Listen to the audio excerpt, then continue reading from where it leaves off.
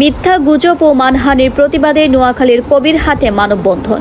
নোয়াখালীর কবিরহাট উপজেলার ৬ নম্বর ধানশালিক ইউনিয়নের চর মান্ডুলিয়া বাজারে বিশিষ্ট সমাজসেবক ইসমাইল দুবাইওয়ালার বিরুদ্ধে সামাজিক যোগাযোগ মাধ্যমে মিথ্যা অপপ্রচার, মানহানি ও গুজব ছড়ানোর অভিযোগে মানববন্ধন ও প্রতিবাদ সমাবেশ অনুষ্ঠিত হয়েছে। নোয়াখালী প্রতিনিধির রিপোর্ট।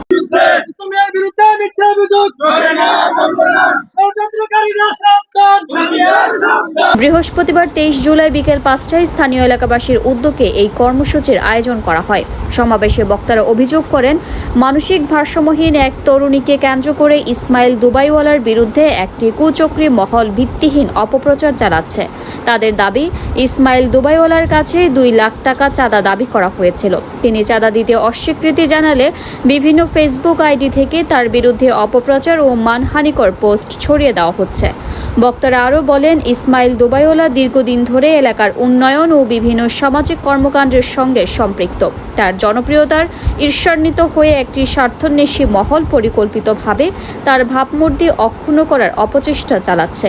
তারা এ ধরনের অপপ্রচারকে ঘৃণাভরে প্রত্যাখ্যান করেন এবং ঘটনায় জড়িতদের দ্রুত শনাক্ত করে আইনের আওতায় এনে দৃষ্টান্তমূলক শাস্তির দাবি জানান। মানববন্ধন ও প্রতিবাদ সমাবেশে বক্তব্য দেন ইউসুফ, মোহাম্মদ ইব্রাহিম হুজুর, রফিকুল্লাহ, মোহাম্মদ হানিফ, রোবেল সহ স্থানীয় গণ্যমান্য ব্যক্তিরা।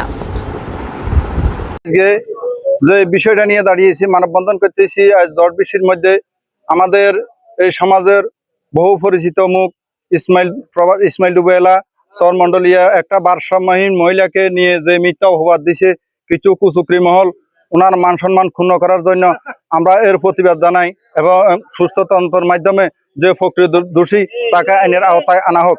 আমরা প্রশাসনের এবং সর্বস্তরের যারা আইন বিভাগের দায়িত্বে আছেন, যারা বিচার বিভাগের দায়িত্বে আছেন, তারা ওনাকে এই মিথ্যা অপবাদ থেকে কে জড়াইছে, দুষ্কৃতিকারী কারা আছে, এদেরকে খুবই দৃষ্টান্তমূলক শাস্তির দাবি জানাচ্ছি।